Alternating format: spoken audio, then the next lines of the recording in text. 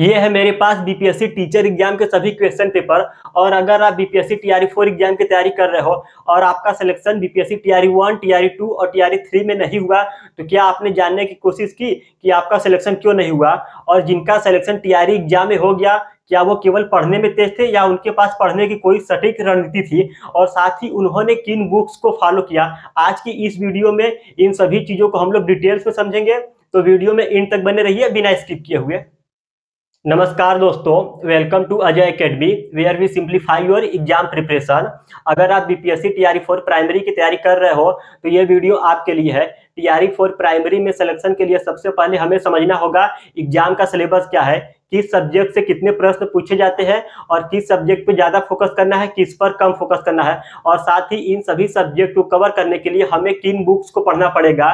और NCERT SCERT को पढ़ना है तो एनसीईआरटी एससीईआरटी से किस चैप्टर को पढ़ना है और इसका कंप्यूटराइज नोट्स कहाँ से मिलेगा, जिससे हम लोग कम से कम समय में एनसीईआरटी एससीईआरटी को पढ़ सके। और साथ ही साथ practice set, daily mock test और डेली कितने घंटे पढ़ाई करनी चाहिए, इन सभी को हम लोग 4 भाग में समझेंगे। और इस वीडियो का तीसरा और चौथा भाग बहुत ही महत्वपूर्ण है। अगर आपने तीसरे और चौथे भाग को मिस कर दिया तो टीआरई 4 प्राइमरी में सिलेक्शन के लिए आपको थोड़ी बहुत मुश्किलों का सामना करना पड़ सकता है। तो बिना समय गवाए हम लोग चलते हैं अपने पहले भाग की तरफ। फ्रेंड्स, पहले भाग में हम लोग बात करेंगे प्राइमरी का सिलेबस क्या है और किस सब्जेक्ट से कितने प्रश्न पूछे जाते हैं। जैसा कि आप लोग स्क्रीन पर देख पा रहे होंगे, हिस्ट्री में 20 से 25 क्वेश्चन पूछा जाता है और हिस्ट्री में केवल भारतीय राष्ट्रीय आंदोलन, इंडियन नेशनल मूवमेंट पढ़ना है। इसके बाद जियोग्राफी और ईवीएस दोनों से मिलाकर 30 क्वेश्चन पूछे जाते हैं। जियोग्राफी से लगभग 20 क्वेश्चन और पर्यावरण ईवीएस से लगभग 10 क्वेश्चन। इसके बाद करंट अफेयर्स में 15 से 20 क्वेश्चन पूछे जाते हैं। और फ्रेंड्स, मैं बहुत ही ज्यादा इंपॉर्टेंट मानता हूं, अगर बीपीएससी टीचर एग्जाम में सफल होना है तो करंट अफेयर्स बहुत ज्यादा भूमिका निभाता है। और हालांकि प्राइमरी में 15 से 20 क्वेश्चन करंट अफेयर्स के आते हैं। इसके बाद मैथ और रीजनिंग में 30 से 35 क्वेश्चन आते हैं, आप लोग स्क्रीन पर देख पा रहे होंगे। फिर आता है बिहार स्पेशल में 7 से 8 क्वेश्चन आता है। पॉलिटी में 8 से 10 क्वेश्चन आता है। फिर मिसलेनियस में 5 से 7 क्वेश्चन आते हैं। तो अभी हम लोगों ने देखा कि प्राइमरी में किस सब्जेक्ट से कितने प्रश्न आते हैं और इन सभी सब्जेक्ट को किस बुक से पढ़ना है और कौन से सोर्सेज को फॉलो करना है। इसके लिए हम लोग दूसरे भाग में चलते हैं। भाग 2, इस भाग में बात करेंगे इन सभी सिलेबस को पढ़ना कहाँ से है। और फ्रेंड्स, मैं आप लोग को एक बात बताना चाहता हूँ, कभी किसी की 100% तैयारी नहीं होती, ना ही किसी का कोई सब्जेक्ट 100% कवर होता है। तो आज की वीडियो में मैं जो आप लोगों को बुक्स और स्ट्रेटजी बताऊंगा, इससे आप लोगों का 100% सिलेबस कंप्लीट नहीं होगा, परंतु इतना जरूर कहूंगा, इसके बिना आप लोगों का 100% गारंटी है सिलेक्शन भी नहीं होगा। और केवल इतना मात्र कर लेने से ही आप लोग का सिलेक्शन के चांसेस बहुत ज्यादा हाई हो जाएगा। तो चलिए फटाफट हम लोग देखते हैं सिलेबस के लिए हमें किन बुक्स को पढ़ना है। तो फ्रेंड्स, हम लोग शुरुआत करते हैं हिस्ट्री से। हिस्ट्री में आप लोगों को केवल भारतीय राष्ट्रीय आंदोलन, इंडियन नेशनल मूवमेंट पढ़ना है। इसकी शुरुआत हम लोग करेंगे एनसीईआरटी से। और आप लोग देख पा रहे होंगे, यह है क्लास 8 की एनसीईआरटी। इसमें से आप लोग को केवल 4 चैप्टर पढ़ना है। और वो 4 चैप्टर कौन से पढ़ने हैं आप लोग स्क्रीन पर देख पा रहे होंगे। तो फ्रेंड्स, क्लास 8 की एनसीईआरटी में आप लोग को केवल इन्हीं 4 चैप्टर को पढ़ना है। फिर इसके बाद आप लोगों को क्लास 10th की पढ़नी है एनसीईआरटी। क्लास 10th में आप लोगों को केवल एक चैप्टर भारत में राष्ट्रवाद, और आप लोग स्क्रीन पर भी देख पा रहे होंगे। फिर इसके बाद क्लास 12th में एनसीईआरटी की आप लोगों को एक चैप्टर पढ़ना है महात्मा गांधी और राष्ट्रीय संगठन। ये मेरे पास नोट्स देख पा रहे होंगे और आप लोग स्क्रीन पर भी देख पा रहे होंगे। तो एनसीईआरटी में आप लोग को केवल इतना ही पढ़ना है। इसके बाद बात करते हैं एससीईआरटी में क्या पढ़ना है। तो फ्रेंड्स, एससीईआरटी में क्लास 10th में आप लोग को केवल 2 चैप्टर पढ़ना है, भारत में राष्ट्रवाद और दूसरा प्रेत, संस्कृति एवं राष्ट्रवाद। क्लास 10th में टोटल 15 चैप्टर है, तो 15 चैप्टर में से केवल 2 चैप्टर पढ़ना है। और इन दोनों चैप्टर का नोट्स मैंने आप लोगों को प्रोवाइड करा रखा है और नोट्स का पीडीएफ का लिंक आप लोगों को नीचे डिस्क्रिप्शन बॉक्स में मिल जाएगा। फिर एससीईआरटी में आप लोग को क्लास 8th में 3 चैप्टर पढ़ना है, महिलाओं की स्थिति एवं सुधार, राष्ट्रीय आंदोलन 1885 से 1947 और एक चैप्टर अंग्रेजी शासन। और इन तीनों चैप्टरों को आप लोग स्क्रीन पर देख पा रहे होंगे। तो केवल एससीईआरटी में हम लोगों को इतना ही पढ़ना है। तो पहला काम हम लोगों को एनसीईआरटी एससीईआरटी पढ़ना है। दूसरा काम कौन सा बुक पढ़ना है, तो फ्रेंड्स आप लोगों को केवल महेश बड़वाल की बुक पढ़ना है। महेश बड़वाल वाली बुक में राष्ट्रीय आंदोलन केवल 34 पेज में है और मैंने भी उसी बुक से पढ़ा है। आप लोग स्क्रीन पर देख पा रहे होंगे। तो आप लोगों को एनसीईआरटी, एससीईआरटी और इसका नोट्स मैंने अपने टेलीग्राम पे दिया हुआ है। इसका लिंक भी आप लोग को डिस्क्रिप्शन बॉक्स में मिल जाएगा। साथ ही महेश बड़वाल की बुक को फॉलो करना है। इसके बाद आप लोगों को प्रीवियस ईयर के क्वेश्चन करना है। प्रीवियस ईयर के क्वेश्चन आप लोगों को इस बुक से करना है और प्राइमरी के सभी प्रीवियस ईयर के क्वेश्चन, मैथ, रीजनिंग, इसके अलावा जितने भी सब्जेक्ट है सभी प्रीवियस ईयर के क्वेश्चन इस बुक में है। तो केवल ये बुक रख लो आप लोग अपने पास, प्रीवियस ईयर के सभी क्वेश्चन के सॉल्यूशन भी आप लोग के पास हो जाएंगे और इस बुक का लिंक आप लोगों को डिस्क्रिप्शन बॉक्स में मिल जाएगा। आप लोग के पास नहीं है तो आप लोग वहां से डायरेक्टली खरीद सकते हो। फ्रेंड्स अब बात करते हैं जियोग्राफी की। जियोग्राफी के लिए कौन सा बुक पढ़े और कहां से पढ़े। तो फ्रेंड्स मैं फिर से आप लोग को दिखा रहा कि मेरे पास प्राइमरी के सभी क्वेश्चन पेपर है और मैंने सभी क्वेश्चंस को डिटेल में एनालिसिस किया। तो आप लोगों को जियोग्राफी के लिए एनसीईआरटी आप लोग देख पा रहे होंगे, मैंने खुद पढ़ा हुआ था और टीआरई 3 में मेरा भी सिलेक्शन हुआ है। तो जियोग्राफी के लिए आप लोगों को 6 से लेकर 10 तक की एनसीईआरटी पढ़नी है। पहला काम 6 से लेकर 10 तक की एनसीईआरटी, फिर इसके बाद जियोग्राफी की प्रीवियस ईयर के क्वेश्चन, फिर तीसरा काम करना है कि जो महेश बड़वाल की बुक है उस बुक से आप लोगों को थोड़ा थोड़ा पॉइंट्स पढ़ना है, जैसे कि जो चीजें फिक्स होती हैं उन सभी चीजों को पढ़ना है। तो इस तरह से आप लोग जियोग्राफी को पढ़ेंगे। फिर इसके बाद बात करते हैं करंट अफेयर्स की। प्राइमरी में करंट अफेयर्स के क्वेश्चन 15 से 20 पूछे जाते हैं और मेरा शुरू से ही मानना है अगर बीपीएससी टीचर एग्जाम में सफल होना है तो करंट अफेयर्स बहुत ही ज्यादा महत्वपूर्ण भूमिका निभाती है और स्पेशली प्राइमरी में 15 से 20 क्वेश्चन पूछा जाता है। तो आप लोग कभी भी इसको अंडर एस्टिमेट मत करिएगा कि एग्जाम के समय या एग्जाम से 1-2 महीना पहले मार्केट से कोई मैगजीन खरीद के हम लोग पढ़ लेंगे और काम हो जाएगा। ये गलती आप लोग कभी भूल के भी मत करिएगा। तो बात आती है कि करंट अफेयर्स कहाँ से पढ़े। तो आप लोग सोच रहे होंगे कि यूट्यूब पे लाइव क्लासेस देखें फिर उसको नोट्स बनाएं।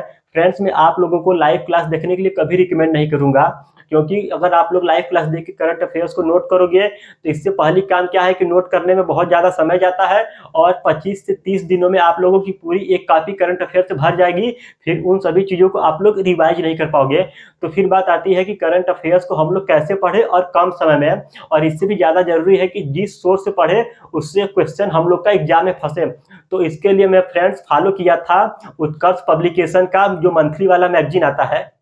जैसे देखिए ये है उत्कर्ष का जनवरी 2025 का करंट अफेयर्स, ये 65 से लेकर 70 पेज का है। तो आपको इस 65 से 70 पेज को नहीं पढ़ना है, मैं आप लोग को बता रहा कितना पढ़ना है। देखिए ये उत्कर्ष मैगजीन में एक महीने का करंट अफेयर्स केवल 4 पेज में है। 1 पेज, 2 पेज, 3 पेज और ये 4 पेज, केवल 4 पेज में ही आप लोगों का एक महीने का करंट अफेयर्स कंप्लीट हो गया। और सबसे महत्वपूर्ण बात, आप लोगों को करंट अफेयर्स लिखना भी नहीं पड़ेगा। और ये क्वेश्चन पता है आप लोगों को कौन सा है, जो कुमार गौरव सर डेली सुबह 6 बजे पढ़ाते हैं 10 क्वेश्चन, वही हूबहू जो स्मार्ट बोर्ड पर जो पढ़ाते पीपीटी पर वही 10 क्वेश्चन इस मैगजीन में होता है, यानी कि महीने का 300 क्वेश्चन। तो आप लोगों को 300 क्वेश्चन नहीं पढ़ना है, उसमें से जो इंपॉर्टेंट है 150 से 200 क्वेश्चन उसको टिक करके हर महीने का पढ़ना है। तो इससे आप लोगों का करंट अफेयर्स तैयार हो जाएगा। अब बात करते हैं पॉलिटी की, कि प्राइमरी में पॉलिटी की 8 से 10 क्वेश्चन पूछे जाते हैं और पॉलिटी कहां से पढ़े प्राइमरी के लिए। तो फ्रेंड्स मैं सबसे पहले आप लोग को फिर से दिखाना चाह रहा हूं, मेरे पास प्राइमरी के सभी क्वेश्चन पेपर है और मैंने सभी क्वेश्चन को डिटेल्स में एनालिसिस किया है। इससे पहले मैंने प्राइमरी का एक वीडियो बनाया है, उस वीडियो में मैंने सभी क्वेश्चंस को प्रूफ के साथ दिखाया है, क्वेश्चन और उस क्वेश्चन का सोर्स की किस बुक से क्वेश्चन आया है, इस वाली वीडियो मैंने दिखाया है। अगर आप लोग को ये वीडियो देखना है तो नीचे डिस्क्रिप्शन बॉक्स में लिंक से देख सकते हो या आई बटन पे क्लिक करके देख सकते हो।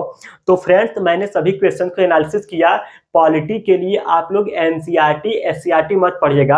अगर आप लोग एनसीईआरटी, एससीईआरटी पढ़ोगे तो बहुत ज़्यादा टाइम का लॉस होगा और वहाँ से क्वेश्चन पूछे भी नहीं जाते हैं। तो पॉलिटी आप लोग केवल महेश बड़वाल की बुक, ये बुक महेश बड़वाल की है, आप लोग पॉलिटी केवल इससे पढ़िएगा। और टोटल पॉलिटी इसमें 43 पेज में है। अगर आप लोग डेली थोड़ा बहुत भी पढ़ोगे तो 1 से 1.5 महीने में आपका पॉलिटी इजीली कवर हो जाएगा। तो महेश बड़वाल की बुक, इसके साथ ही बीपीएससी की जो प्रीवियस ईयर के क्वेश्चन है, इतना कर लेना आपका पॉलिटी कवर हो जाएगा। अब हम लोगों का 2 टॉपिक बचा, मैथ, रीजनिंग और बिहार स्पेशल। तो सबसे पहले हम लोग देखते हैं बिहार स्पेशल कहाँ से पढ़ना है। तो फ्रेंड्स बिहार स्पेशल के लिए मैं आप लोगों को कभी रिकमेंड नहीं करूंगा कि आप लोग एससीईआरटी बुक को पढ़ो, क्योंकि वहां से आप लोग पढ़ोगे तो कभी तुक्के से हो सकता है 1 या 2 क्वेश्चन बन जाए, तो एससीईआरटी मैं रिकमेंड नहीं करूंगा। आप लोग बिहार स्पेशल के लिए बीपीएससी पूर्वावलोकन, जैसा कि सभी टीचर्स बताते होंगे, बीपीएससी पूर्वावलोकन पढ़ लो, बिहार स्पेशल कवर हो जाएगा। और इससे भी बेटर तरीका मैं आप लोग को बताता हूँ बिहार स्पेशल के लिए। ये वाली आप लोग बुक देख पा रहे होंगे, ये केवल 60 पेज का है और इसमें सभी क्वेश्चन एमसीक्यू फॉर्म है, आप लोग देख पा रहे होंगे। आप लोग ऊपर स्क्रीन पर भी देखिए, तो केवल इस बुक को भी कर लोगे आप लोग का बिहार स्पेशल कवर हो जाएगा। और जितने भी क्वेश्चन बनेंगे लगभग आप सभी क्वेश्चन को बना ले जाओगे और बिल्कुल कम समय में। अगर आप लोग के पास ये बुक नहीं है तो नीचे डिस्क्रिप्शन बॉक्स में लिंक लगा दूंगा और इस बुक को लिंक से डायरेक्ट परचेज कर सकते हो। बिहार स्पेशल के लिए बहुत ही बेस्ट बुक है ये वाली। अब बात करते हैं सबसे ज्यादा hot and most important topic कि मैथ और रीजनिंग हम लोग कहाँ से पढ़े।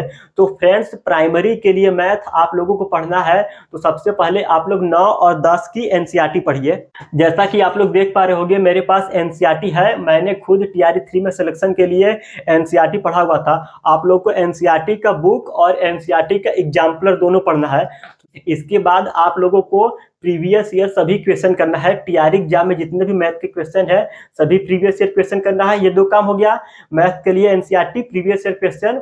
और तीसरा काम आप लोगों को करना है, अगर आप लोग को साइड में बुक पढ़ना है तो आप लोग आर.एस. अग्रवाल की बुक को फॉलो कर सकते हो। और इस बुक को किस तरह पढ़ना है, इस बुक में जो क्वेश्चन है उन सभी क्वेश्चन का सॉल्यूशन कहाँ से मिलेगा, इन सभी को मैंने आर.एस. अग्रवाल बुक के बारे में डिटेल्स इस वाली वीडियो में बता रखा है। अगर आपने मैथ की ये वाली वीडियो नहीं देखी है तो आप लोग जाकर वीडियो को देख सकते हैं और इस वीडियो का लिंक डिस्क्रिप्शन बॉक्स में मिल जाएगा, आई बटन पे क्लिक करके भी देख सकते हैं।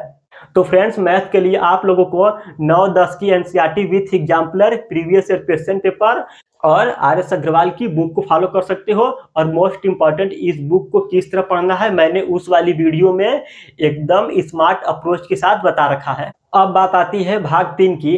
अगर आपने भाग 1, भाग 2 को समझ लिया तो भी संभावना है कि आपका सिलेक्शन टीआरई 4 प्राइमरी में ना हो, क्योंकि केवल सिलेबस करने से ही आप लोग क्वेश्चन को नहीं बना पाओगे। क्वेश्चन बनाने के लिए आपको प्रैक्टिस सेट या मॉक टेस्ट लगाना पड़ेगा। तो फ्रेंड्स, प्रैक्टिस सेट के लिए आप लोग रुकमणी पब्लिकेशन की बुक को फॉलो कर सकते हैं। ऐसा मैं इसलिए कह रहा क्योंकि मैंने खुद रुकमणी का प्रैक्टिस सेट लगाया हुआ है। आप लोग देख पा रहे होंगे मैंने रुकमणी का प्रैक्टिस सेट खरीद के लगाया हुआ है।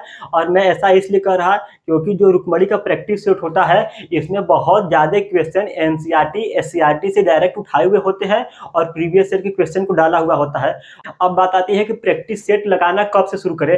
अगर आपने सिलेबस को अपने 40 से 50% कवर कर लिया, प्रैक्टिस सेट लगाना शुरू कर दीजिए। इस भरोसे कभी मत रहिएगा कि जब पूरा सिलेबस कंप्लीट हो जाएगा तभी लगाऊंगा। अगर ऐसी गलती करोगे तो आपका सिलेक्शन नहीं होगा। मैं बार बार जोर देकर कह रहा, अगर आपने थोड़ा बहुत पढ़ लिया है तो प्रैक्टिस सेट, मॉक टेस्ट लगाना शुरू कर दीजिए।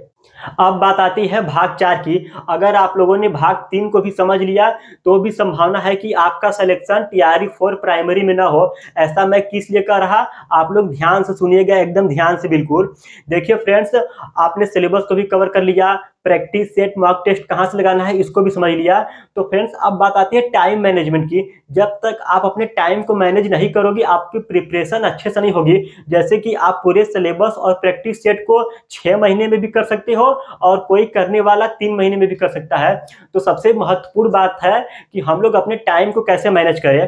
तो फ्रेंड्स, टाइम मैनेजमेंट के नाम पर मैं आप लोग को कभी भी कोई टाइम टेबल नहीं दूंगा कि सुबह आप लोग 6-7 बजे उठो, फिर ये टॉपिक पढ़ो, ये टॉपिक पढ़ो। ये सभी हरकतें करते हैं क्लास 8th 9th में पढ़ने वाले बच्चे। और हम लोगों को टीआरई 4 में सिलेक्शन लेना है तो हम लोगों को टाइम मैनेजमेंट स्मार्ट अप्रोच से करना होगा।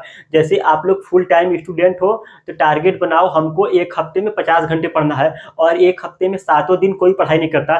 जैसे मान के चलिए कि संडे में एक दिन छुट्टी हो गया तो हफ्ते में एक दिन निकल गया, अब हम लोग के पास बचा 6 दिन। और इस 6 दिनों में हम लोगों को 50 घंटे की पढ़ाई करनी है। यानी कि एवरेज निकालोगे तो डेली का आएगा 8 से 8.5 घंटे।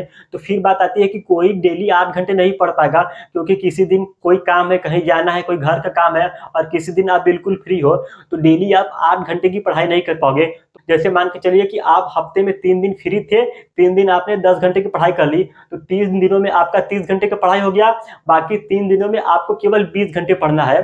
तो जो बाकी का 3 दिनों में 20 घंटे पढ़ना है, यानी कि डेली के 5 से 6 घंटे आपको पढ़ना है। तो इस तरह से हमको वीकली टारगेट ले चलना पड़ेगा। एक दिन का छुट्टी रख लीजिए और डेली किसी दिन 5 घंटे, किसी दिन 8 घंटे। तो इस तरह से हमको हफ्ते में 48 से 50 घंटे पढ़ना है। ये हमारी स्ट्रेटजी रहेगी, क्योंकि कभी कोई डेली फिक्स रूटीन नहीं रहता है, क्योंकि कभी कोई ज़्यादा काम, कभी कोई कम काम रहता है। अगर आप TRE 4 प्राइमरी वाले हो, यहाँ तक वीडियो देख लिए हो, तो चैनल को जरूर सब्सक्राइब करें, क्योंकि मैं अगली वीडियो में TRE 1, TRE 2, TRE 3 के जितने भी पेपर्स हैं, उन सभी पेपर को मैं इंडिविजुअल एनालिसिस करूंगा कि इन सभी पेपर में जो क्वेश्चन है किस बुक में कहाँ से पूछे गए थे। जैसे देखिए सभी पेपर है, इन सभी पेपर के क्वेश्चन और उस क्वेश्चन का सोर्स कहाँ से पूछा गया था, मैं अलग अलग वीडियो में डिटेल से बताऊंगा। तो फिर से कह रहा, अगर आप लोग TRE 4 प्राइमरी वाले हो तो इस चैनल को सब्सक्राइब कर लो। अगर आपका कोई सवाल या सुझाव हो तो नीचे कमेंट करें। मिलते हैं अगली वीडियो में, तब तक के लिए धन्यवाद।